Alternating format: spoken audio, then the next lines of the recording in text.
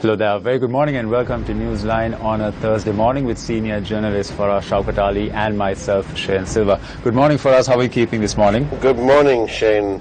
On the morning that we are told ice was found on Pluto, what do the local papers have to say? Well, a bit of a cold soup, if I may say. Blues in a bind after Sirisena blow-up. That's what the Daily FT has to say. And they are making special reference to the reaction of President Maithripala Sirisena's speech the other day. SLFP plunges into crisis with Maitri's speech, Mahinda's brinkmanship. UPFA defies President's order, holds emergency meeting at Dali Road.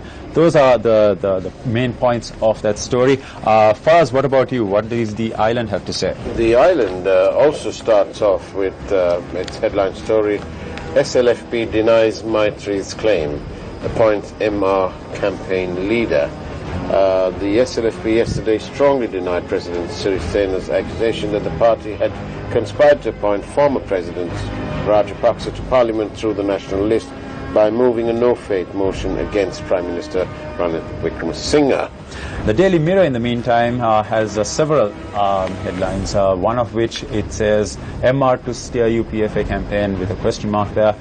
Then also the tussle toughens. This is with regards to the court staying the SLFP Central Committee meeting without the President's approval, and as well as the preferential numbers being released. Those are the headlines in the Daily Mirror. Faraz, what about you? And the Ceylon Today headline is Social Rebut Maitri. Big photograph of Social Premieranta and subheadings of Mahinda appointed as Chief of Election Operations Committee. Maitri admits protecting Ranil. If the majority of UPA wants Mahinda as PM, Maitri has no option. So the papers are all full of the same story virtually. More or less, Faraz. The Daily News actually, they talk about a round of applause for the President. This is in reference to the SLF, the cabinet meeting, the reaction of the ministers when President Maithripala Sirisena walked in for the weekly cabinet meeting yesterday. Also, cabinet imposes ban on using state-owned vehicles for elections, as well as court halts SLFP Central Committee meeting. Now, for us, we touched on the fact that yesterday in Dali Road, the former President Mahinda Rajapaksa was elected as the leader of the Elections Operations Committee. Faraz, what are your thoughts on that? Well, he was actually appointed by his peers as the Chief of the Elections Operations Committee. It's not clear whether they need the concurrence of the president of that party, who happens to be one Maithripala Sirisena, no less.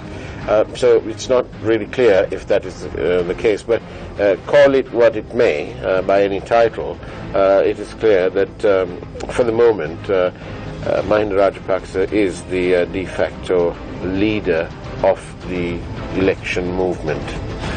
Speaking of the former President Mahinda Rajapaksa being the de facto leader of the party for the upcoming elections, how would you view this in context with the party leader and the conflict or or how well they would work together? There is a school of thought that this is the split of the SLFP, really. Well, certainly a split in the UPFA. And while some are congratulating the President on his incisive speech made yesterday, others are complaining that it is a little bit too late. But it really doesn't matter, because the nominations are closed, the campaign has started, and these are mere palpitations which we shouldn't pay too much attention to.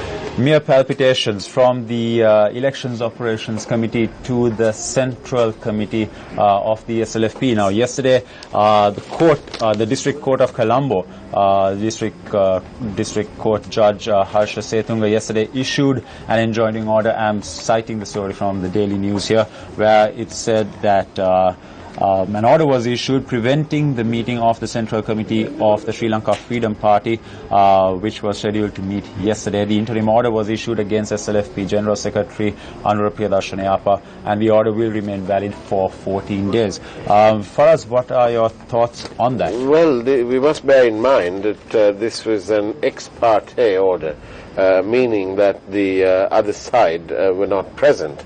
So it's an interim thing.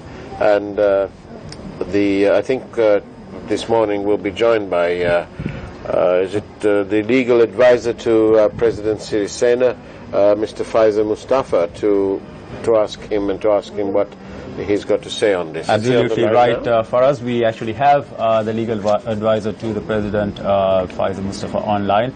Good morning, Mr. Mustafa. Good morning to you, Mr. Mustafa.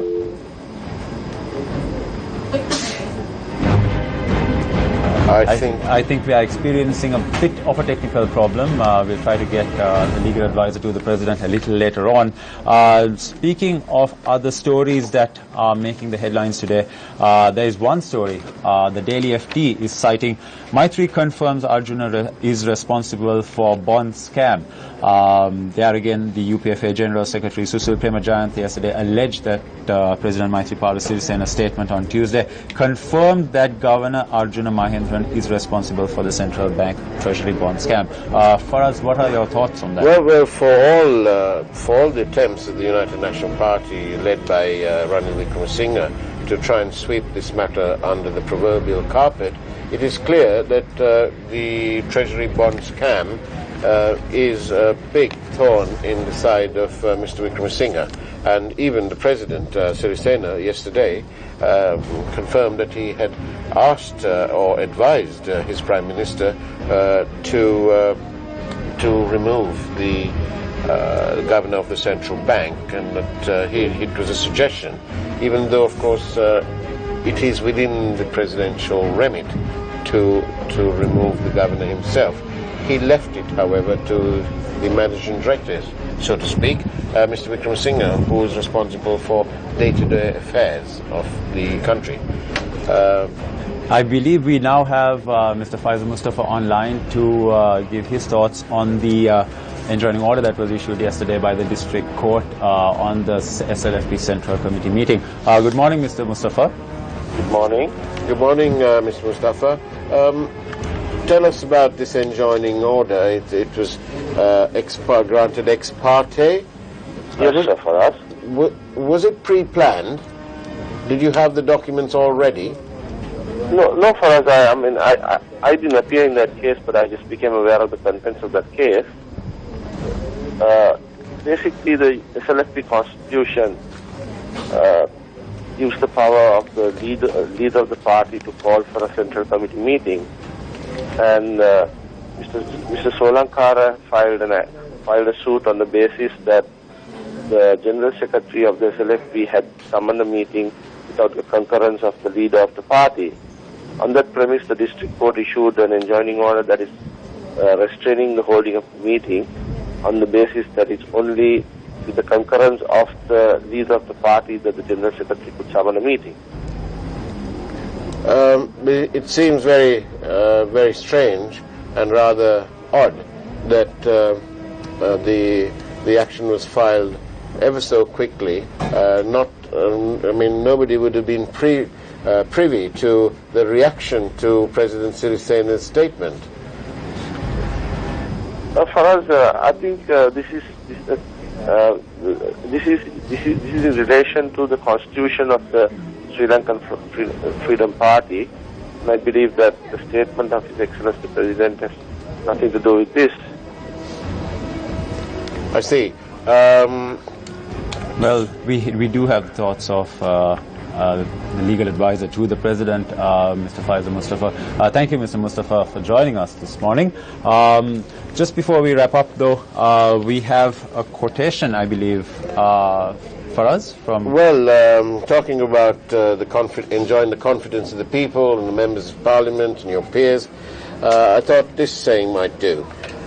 If you once forfeit the confidence of your citizens, you can never regain their respect and esteem. You may fool all of the people some of the time. You can even fool some of the people all the time. But you can't fool all the people all the time. And with thanks to Mr. Abraham Lincoln, I'd wish you a very good morning. And thank you for joining us on Newsline this morning. Have a good day.